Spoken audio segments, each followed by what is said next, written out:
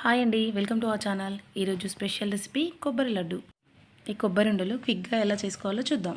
ముందుగా పచ్చి కొబ్బరిని తీసుకొని పల్చటి ముక్కలుగా కట్ చేసుకోవాలి.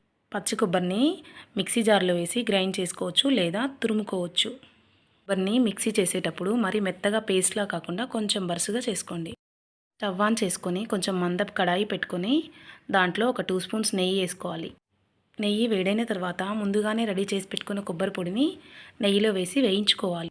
1.5 కప్పు కొబ్బరి పొడికి 1 కప్ బెల్లం సరిపోతుంది. మెజర్ చేసుకునేటప్పుడు ఏ బౌల్తో అయినా మెజర్ చేసుకోవచ్చు.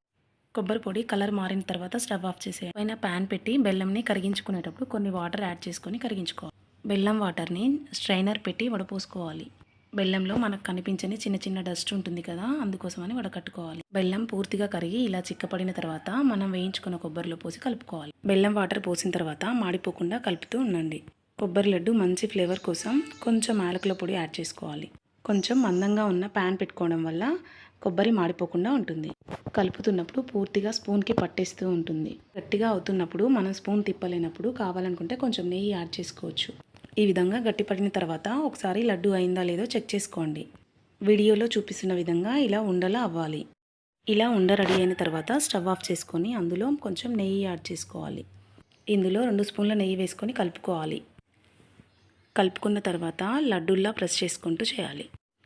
కొబ్బరి బెల్లము హెల్త్కి చాలా మంచిది. ప్రతి ఒక్కరు ఇష్టంగా తినొచ్చు. లడ్డు తక్కువగా ఉన్నవాళ్ళు ఈ కొబ్బరి లడ్డు తినడం వల్ల చాలా మంచిది. Thank you for watching. Please subscribe.